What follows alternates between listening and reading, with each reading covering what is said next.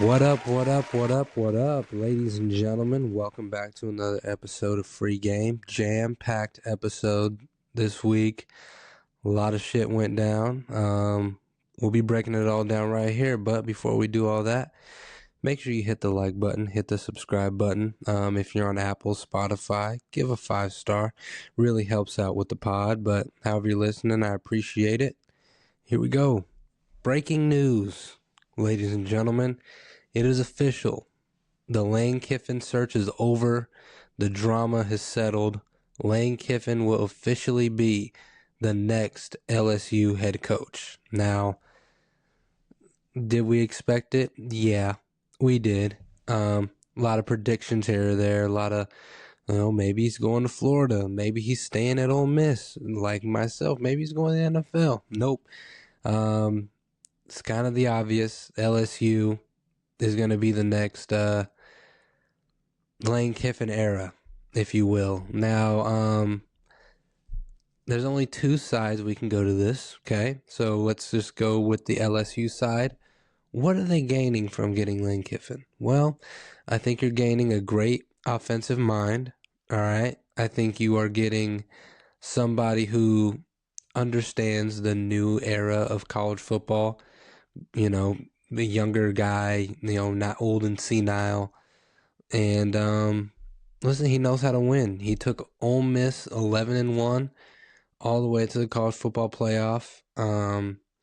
They could have been undefeated if they would have, handled Georgia the way they should have. But I mean, Lane Kiffin's one hell of a coach, man. There's a reason why he is at the top of every single coach's list when it comes to job openings.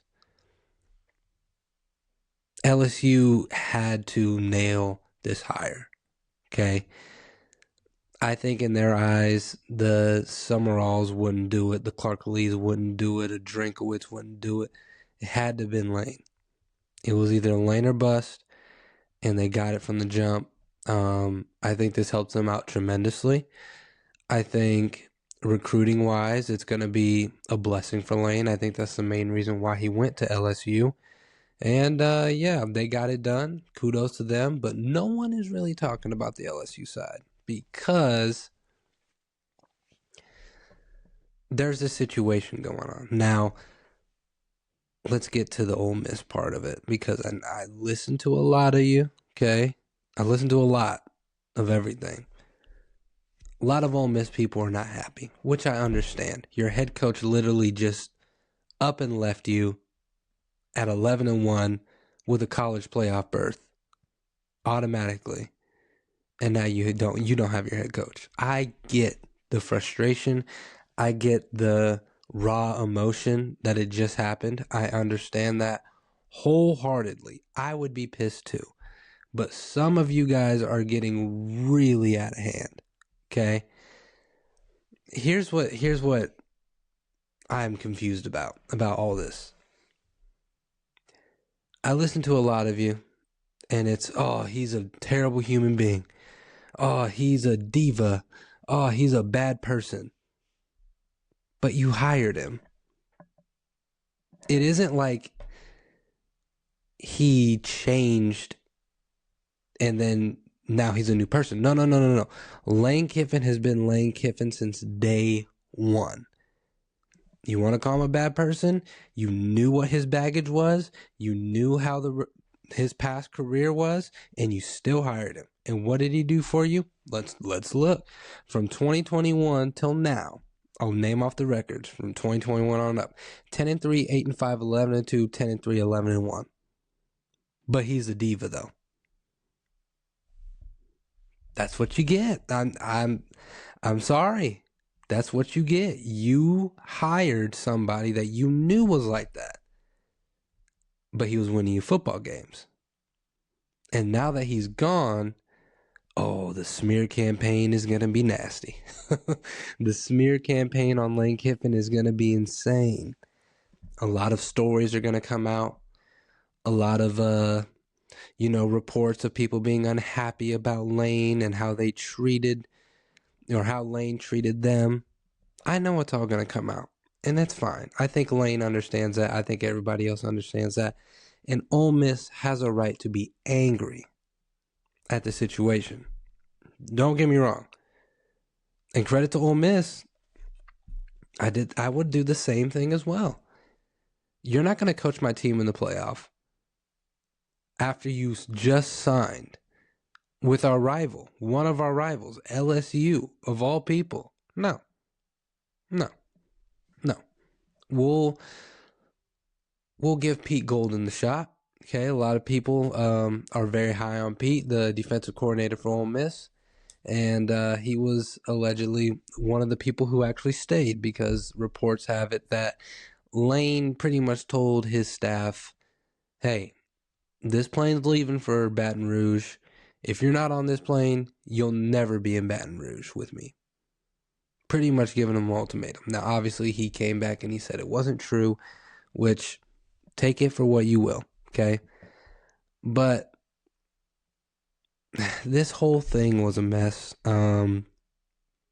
It's unfortunate for the players. I feel bad for the players. I feel bad for the fan base. 11-1, playoff berth. LSU's calling, dog. Those jobs don't open up, like I said. The LSUs, the Floridas, the Penn States, the top of the top, cream of the crop, those jobs don't open up. If Lane didn't take this job, he probably would have never had another opportunity. Let's just be real. He would have never had another opportunity to go coach at a bigger school. Ole Miss is great, okay? But it's not LSU. We're talking the SEC here. Look at how competitive the SEC is in general. Now, I understand Ole Miss is 11-1, but when you go to LSU, you get better talent, better fan base, no offense, more resources, bigger stadium, more limelight, the name. All that stuff matters, especially in this playoff committee era, which let's talk about. I know you guys don't want to hear this, okay? Somebody's got to tell it to you. 2019, Jordan Travis of the quarterback of Florida State, season-ending injury. Okay? They're undefeated. They get bounced out of the playoff, and Alabama replaces them. The committee says, without Jordan Travis, that is not a playoff caliber team. Simple as that. A lot of people say Florida State should have deserved to play in the playoff. Okay? And I can't argue with you. I can't. It is what it is. You know, that was Nick Saban's last year. We were at the goal line, one play away from going to the national championship, lose to Michigan. It is what it is. Retired Nick Saban. But I bring up Jordan Travis because the playoff committee has a principle in there that specifically says if a player or a coach is unavailable, that can be taken into consideration when you're talking about seeding or kicking somebody out of the playoff entirely. Now listen, my guess, I don't think they're going to be kicked out of the playoff. Okay, there's no way I see a possibility where an 11-1 team gets bounced out where all their players are healthy. Now, if it was 10-2, maybe there's a consideration there. But 11-1, no, you have to keep Ole Miss in there. And if they are not in the playoff simply because Lane Kiffin left, then we need to have another conversation about this committee. But the way I see it, I think Ole Miss is still safe. I think that depending on where they're seated, they may be seated lower simply because of Lane Kiffin. Because you go back, there's a stat, you go back to FAU until Ole Miss. Whatever Lane Kiffin's team is coaching, add 2.5 points. Shout out to Luke for that stat. But listen, I think next year is going to be an interesting year. Lane Kiffin's got to go back to Oxford, where LSU plays Ole Miss. It's probably going to be a night game. It's going to be hell. It was messy. It was a messy transaction. I think, Lane Kiffin didn't even go to the team meeting. He just got the hell out of there. Listen, I could care less now. It was one of the biggest stories in college football. Now that distraction's out. Ole Miss fans are pissed, which they should be. But listen, this is what you get. You hired a guy like this. You knew he would do something like this. Look at his history. Go watch the documentary. You're saying all these things now about him, how he's a bad person, he's a diva, he's this, he's that, and all of it may be true, but you still hired him because the same person that you're calling now was the same person back then. I'm sorry, that's what you get. But that is it for that. Lane Kiffin officially hired somewhere else, okay? No more coaching searches. There was a bunch of people that got hired. I won't go through them because, the big dog was Lane Kiffin. But now to my team, Alabama 27, Auburn 20 in the Iron Bowl. We get it done, okay? We get it done. All we needed was this game, and we got it done. It was ugly. Ty Simpson, once again, looks terrible. And we kind of ran the ball well. I mean, Jam got hurt, and I think he's going to be out. But Riley was hooping. We see some AK Deer. We'll see more of him. I'm excited for that. But all in all, man, Ty and Ryan, once again, they need to step up. Ryan didn't get any targets. I don't know why. I don't know if they're not looking his way because of his confidence. I don't know if he's running routes hard enough. But listen, when you have Jeremy Bernard and Horton caught 3 touchdowns, all 3 of them. So, listen, Ryan's only 18 years old. Like, I get it. He's very young, and losing your confidence can suck. If you don't have confidence, you're not going to play well at all. So I hope that's not it. But now we play Georgia, okay?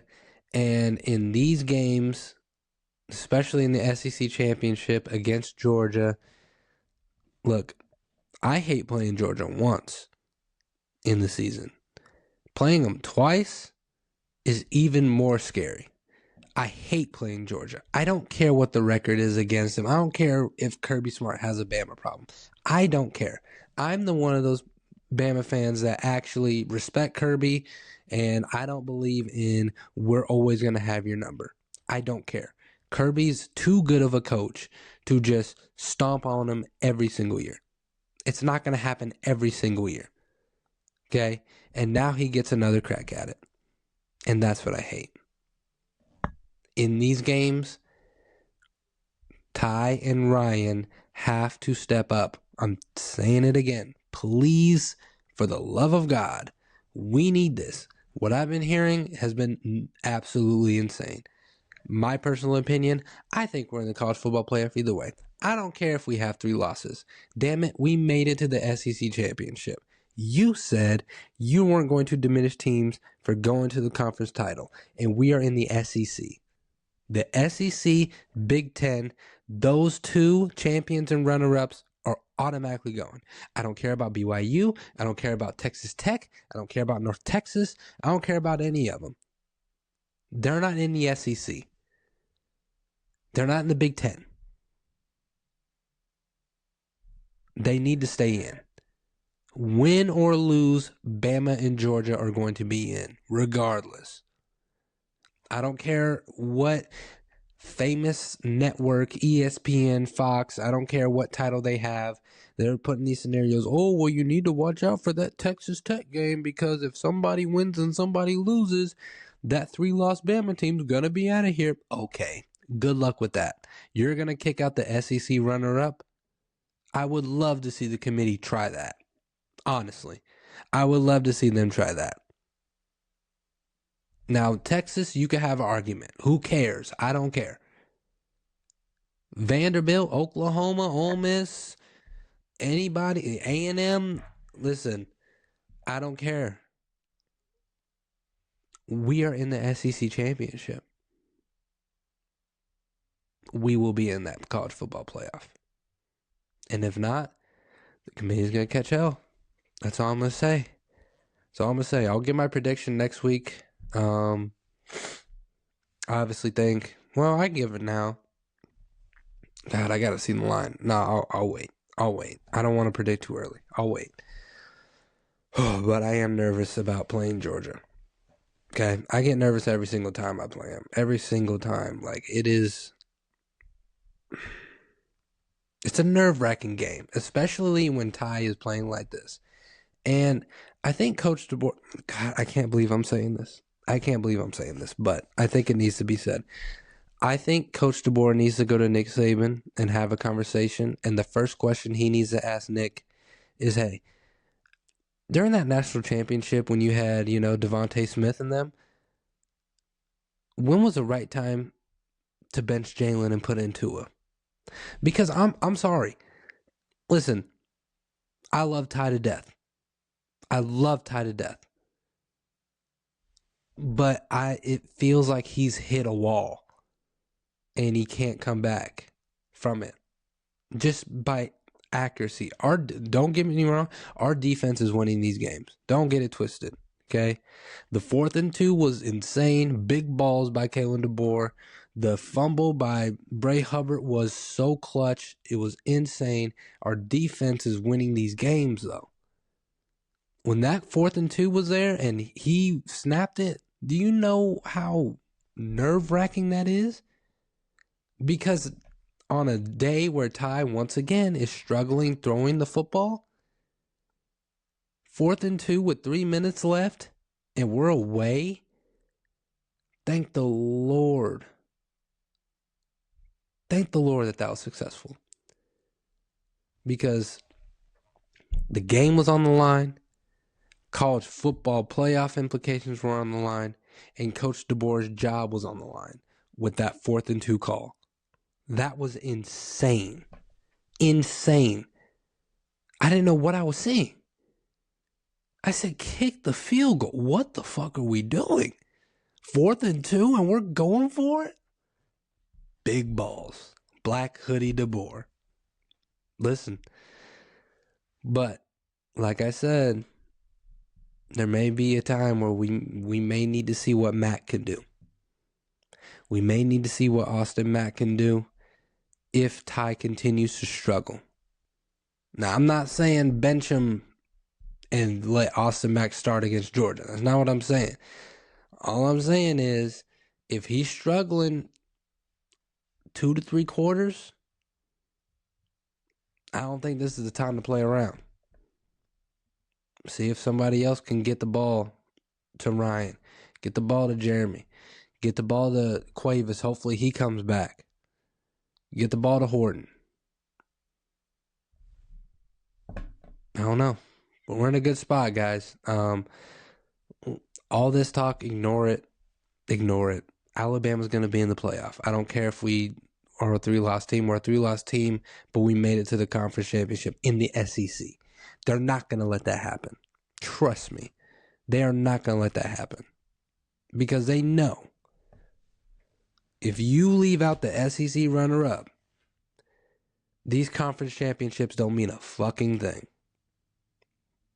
And in an era where you need them to mean something, and they're going to go back on their word, saying that they won't be diminished, but diminish one of the top leagues in college football, no, they're not going to let that happen.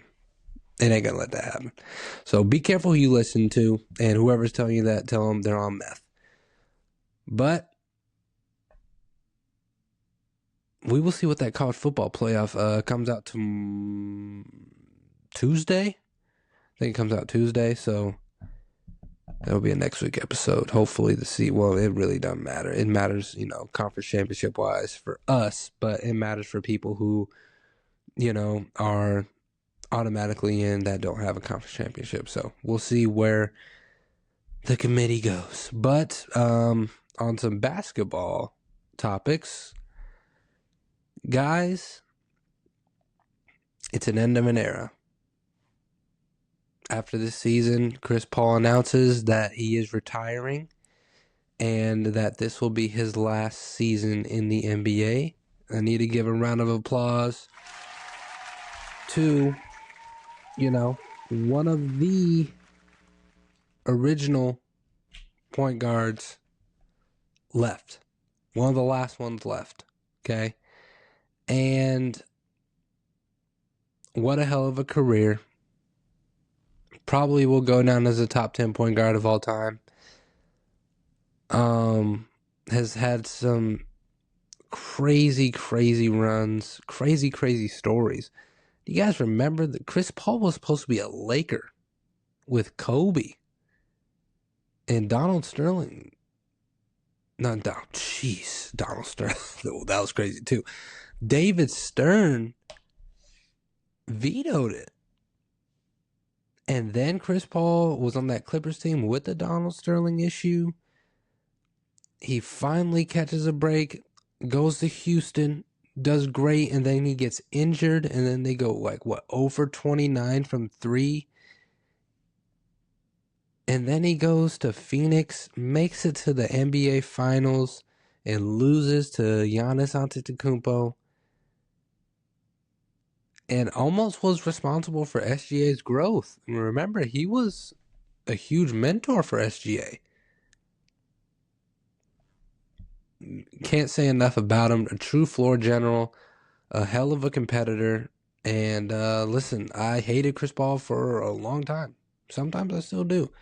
If you're an enemy of Steph Curry, you're an enemy of me. So them two have had some battles, but I'm able to separate that and be able to recognize a true Hall of Fame caliber player and give them their flowers. Chris Paul is most definitely in that category and deserves all the flowers in the world. So congratulations to Chris Paul. Hopefully he continues to stay healthy this season so he can get, his goodbyes and, his farewell tour, because he does deserve it. There's no doubt about it. But let me ask you guys a question, okay? And I know I've been going crazy on the Draymond and Kenyon Martin thing, and I do want to address it. Putting Draymond on the Nets was a stupid thing to say. I apologize for that. That was so dumb to say. I look back at it and I'm like, that team is disgusting. That team has two predominantly playmaking people on it. And it was nasty. I can't believe I said it. That's the thing about podcasting. You're able to take accountability for things. And listen, I have no pride issues at all. I'm not right all the time. I never claim to be. Sometimes I'm going to say shit, and then I'm going to have to come back next week and say, you know what? You guys are right. I am dumb for that. So, yeah, that I will take back. But I still do think Draymond is better than Kenyon Martin. But anyways, on this Chris Paul thing, man. Wherever you have him ranked on your top 10, okay? I'll make one day. But you're pretty much going to have Magic, Steph, either order.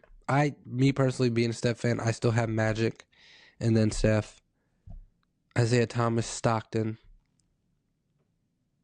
Oscar Robinson, Steve Nash. Wherever you put Chris Paul, where do you put Russell Westbrook?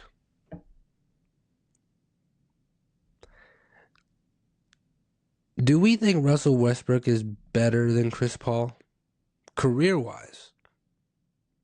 Now listen, Chris Paul has a lot of statistics that Russell Westbrook doesn't, okay? Especially the assists, all that, points.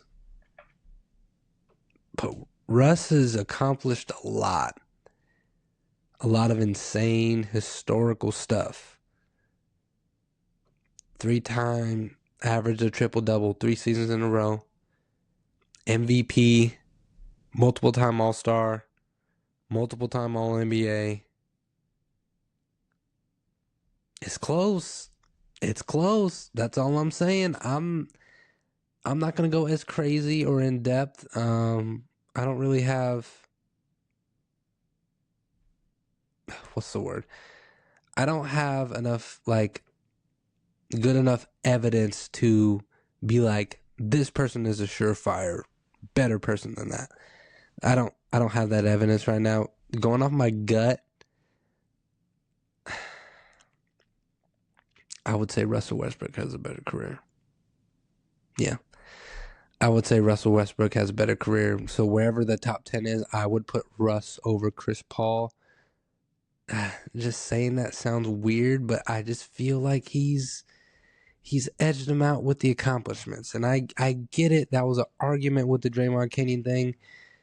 Oh, take away his 4 rings and take away his DPOYs and take away Stephen Clay, and what is he? You can't do that. When it comes to comparing, those accolades are on the table. You can't take away Jordan's 6 rings. You can't take away LeBron's rings. You can't take away Steph's 3-point records. You can't take away none of that. They earn that. The players that we're talking about, they earn that. So we're not doing that. We're not taking away no accomplishments. We're not taking away no hardware. Because y'all didn't do it with Jordan, so we're not going to do it with anybody else. Y'all love saying 6-0 in the finals. Cool. Take those rings away. Is he better than LeBron? No. So we're not going to do it here. Okay? But I just feel like Russell Westbrook accomplished just a little bit more. And that's not Chris Paul's fault. I mean, he was, with the Pelicans and, well, actually the Hornets. Not the Pelicans, the Hornets. And he was with Lob City, OKC, Houston, Phoenix, the Spurs, the Warriors. And now he's with the Clippers again. He's probably not going to get a ring. Russ doesn't have a ring neither. But they're both very excellent. Whatever one you have them, I feel like they are neck and neck. If Chris Paul's the best, then he's right there, and then Russell Westbrook's underneath. Same thing, flip-flop. If Russell Westbrook's better, Chris Paul's right underneath. That's how I feel. But speaking of more basketball stuff, I talked about Draymond Green and Kenyon Martin, and that got brought up on the Joe Budden Podcast, one of my favorite podcasts, the podcast that actually inspired me to do Free Game. Okay? And, from late 2020 till now, I've never missed an episode of the Joe Budden Podcast. Ever. They become part of my day. And I love all those guys up there. Even the old cast. Love them. But the Draymond and Kenyon Martin question got brought up to them, and my boy Park said some disrespectful things about my boy Draymond, and we're going to address it all right here. Listen, I know they're a hip-hop podcast. I know that sometimes their sports takes are insane. Like Joe Budden saying that Matthew Stafford is better than Aaron Rodgers. Meth, once again. But sometimes they make some good points. But when this conversation got brought up, okay, basically Park said Kenyon Martin's better than Draymond Green, which, listen, that's not what I'm here to argue, okay? Anybody that says Kenyon Martin is better than Draymond Green, you got it. You got it. It's close. It's a weird matchup, but I'm not going to argue with you. I'm not going to argue with you with that. But then Parks goes on to say, I think Robert Horry is better than Draymond Green. And that's when my jaw dropped to the floor. Holy shit. Robert Horry is better than Draymond Green. Parks, why is Robert Horry better than Draymond Green? His reasoning was, man, he makes some big shots. Oh. Yeah, he does. That's why they call him Big Shot Bob. Yep. And there was no pushback on any of the cast members. I think, Joe kind of stayed neutral because he's getting fried anyway. Ish stayed neutral with that one. He kind of made a case for both. Same thing with Ice, but listen, man. Parks, you got to come to the kitchen because you're about to get cooked on your Robert Horry take. You also said the question was brought up, is Draymond Green a Hall of Famer? And everybody's kind of like slow to answer, which made me nervous. And everybody's like, yeah. And then Parks goes, well, is Robert Horry a Hall of Famer? No. Okay, then Draymond Green isn't a Hall of Famer. Huh. Okay. Cool. So what we do here when it comes to sports, okay, you guys might not be used to it over there at the JBP, but when we talk about sports, we talk about facts. And the facts in sports are the stats. Okay? So let's go through the stats. We're not going to go through the rings. Obviously, Robert Horry has more rings than Draymond. That's the only category that you could really go up against him with, okay? But All-Star games, Draymond 4, Robert Horry 0. All-NBA teams, Draymond 2, Robert Horry 0. All defensive first teams, Draymond 5, Robert Horry 0. All defensive teams in general, which is 1 through 3, Draymond Green 9, Robert Horry 0. DPOY, Draymond Green 1, Robert Horry 0. Steals leaders, Draymond Green 1, Robert Horry 0. But DiJon, those are just accolades and hardware. What are we doing? Why don't we go through the stats? If we're going to go through stats, you're right. I got you. Imagine that. Points per game, these are in their career averages. Draymond Green averages 8.7. Robert Horry averages 7 even. Rebounds, Draymond 6.9, almost 7. Robert Horry 4.8. Assists, Draymond 5.6. Robert Horry 2.1. Steals, Draymond around 1.3. Robert Horry around 1. And blocks per game is even. Draymond gets it by 0.1. But DiJon, he was a playoff player. Robert Horry was. Why don't we go through the playoff stats? Obviously, Robert Horry was a better playoff player because he hit the big shots, right? Oh, sure. We'll go through the stats right now. These are the playoff stats, averages, points per game. Draymond 11.4, Robert Horry 7.9. Rebounds, Draymond 8.6, Robert Horry 5.6. Assists, Draymond 6.0, Robert Horry 2.4. Steals, Draymond 1.5, Robert Horry 1.1. Blocks per game, Draymond 1.3, Robert Horry 0.9.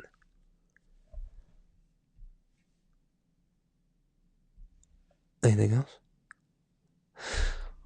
Why don't we go through their best seasons, their best statistics in whatever season? Okay, let's go through their best playoff points per game, rebounds per game, assists per game. It's all separated by their best. So let's say, one player, 2014 had their best, points, and then in 2018 they had their best assists. They keep track of their best stat by that year. Obviously, Robert Horry's got to have the better one, right? Right? We'll see. Points per game, the best playoff one. This is their best out of their best season. Draymond Green, 15.4 in 2016. Robert Horry, 13.1 in 96. Rebounds per game, Draymond, 10.6 in 2018. Robert Horry, 8.1 in 2002. Assists per game, Draymond, 8.5 in 2019. Robert Horry, 3.6 in 1994. Steals per game, Draymond, 2 in 2018. Robert Horry 2.6 in 1996. Look at that. Look at that. Robert Horry with a better stat. Draymond Green for blocks per game, 1.8 in 2016, and Robert Horry 1.6 in 96, so 0.2 under. So basically, Draymond Green is by far better than Robert Horry. Statistically, analytically, accomplishment-wise. And I want to bring out a name. Vlade Divac is in the Hall of Fame with one All-Star appearance. I believe Draymond will be in the Hall of Fame. Now, I went through those stats to prove a point to Parks, to everyone. Because here's the thing with Draymond, it's just like, well, let's just say shit. Okay? Let's just say shit because we don't like Draymond. His style's funny. He shoots like he has a backpack on. He looks like a donkey. He fouls too much. He complains to the ref too much. He kicks people in the balls. Listen, all this is true. Okay? I am a Warriors fan. I know what Draymond's about. But you guys got to stop with the disrespect. Saying that Robert Horry is better than Draymond Green is statistically not true. And let's take the analytics out of it for a second, because I know that would be the comeback. If you had to draft a player to build your franchise around, are you picking Draymond Green or Robert Horry? Better yet, let's just go strictly hoops. If you are running fives, are you going to pick Draymond Green or Robert Horry? Who's the better player if you ask all the other NBA players? Is it Draymond Green or Robert Horry? It's not close. We got to stop saying shit just to say shit because it's Draymond. Parks, I love you. I'm still going to listen to you guys. But when it comes to sports, you got to watch what you say. Remember that. And for anybody who thinks that Robert Horry is better than Draymond Green just because he hit big shots, they need to get checked sometimes because they just don't know. And I'm not calling anybody over there like stupid, but this comment was stupid. It was very stupid. There's no world where Robert Horry is better than Draymond Green simply because Draymond Green does more than just hit big shots. No disrespect to Robert Horry. No disrespect to Big Shot. Okay? But we got to stop. We got to stop. I got a little fun, little random question that was pulled up that I wanted to talk about before I get out of here with the Free Gamer of the Week.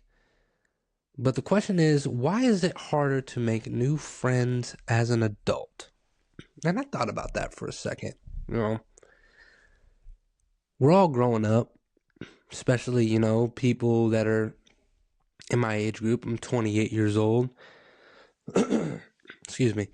But, you know, we're all in different stages in our lives. We're all having kids. We're all married. We all got families. And usually our friends are our age groups. People we went to high school with, middle school with, college with. You know, we were always around our age group.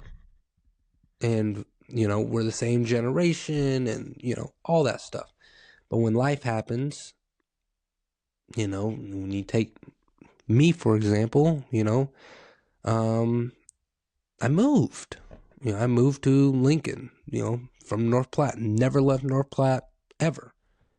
Finally, you know, made the move. And let me tell you this, it is hard to make friends as an adult because all I want to do is come home. I don't hang out with anybody. I mean, most of my friends are at work at UPS. That's it. You know, and I think that's the reason why it is harder is because A, you're at different stages in life, and B, you just really don't have time. You know? Now, obviously, there is some people in my age group, for example, that have the opportunity to do, you know, to go out and hang out with their boys every single day. You know, there's times where you can just get on the game with them play Call of Duty, Fortnite, stuff like that. That counts. But when you have kids and you have a family, you have responsibilities, your time's already taken up. You know, with my job, my family barely sees me, and I really don't have time to go out to the bar with, some of my boys or, because shoot, most of my friends are out of my area as well. And that happens. So I don't think people in my age group, when you have a family, when you have kids, you're not really looking to make new friends per se. I think they just happen naturally, which is good. When it happens like that, when it's not forced, I think it's great because it's just natural and, that's how it's supposed to be. But, I mean, it is harder, but no one really, like for me, I really don't. It really doesn't bother me none. But yeah, that is that for that question. Free game of the week goes out to Bray Hubbard. Like I said, defense won that game. He had an interception and a forced fumble. Insane player. Super clutch. And yeah, he won us that game. And we're going to the SEC championship. We're going to Atlanta to play them Georgia Bulldogs once again. So, well, I'm not looking forward to that. I'm going to be honest with you. I'll be very, very nervous. But that is it for this episode. Thank you guys so much for listening. Thank you guys so much for watching. If you are on YouTube, please subscribe. It's free. Come on. It's free. If you're on Apple, if you're on Spotify, go ahead and put a rating up there. It helps out a lot. But yeah, that is it. This is free game, and I'm out.